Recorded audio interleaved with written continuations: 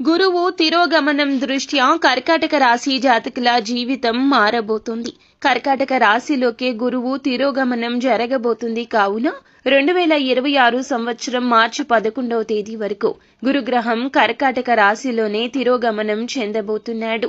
గురుగ్రహం గౌరవం, ధనానికి అధిపతి. ఈ గ్రహం వక్ర గతిలో ఉండడం వల్ల ఇప్పుడు దీని ప్రభావం వీరికి చాలా రహస్యంగా మారబోతుంది.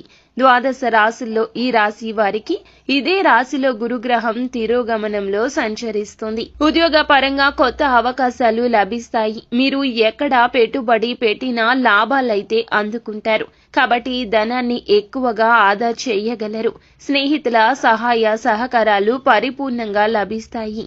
కొందరికి విదేశీ అవకాశాలు కూడా లభించే అవకాశం ఉంది. మీకు ఇంకా ఇతరత్ర ఎటువంటి సమస్యలు, సంతాన సమస్యలు, భార్యాభర్తల సమస్యలు, స్త్రీ పురుష వశీకరణం కూడా చేయగలరు మా గురువు గారు. 3 రోజుల్లో పరిష్కారం లభించును. నమ్మకంతో సంప్రదించండి.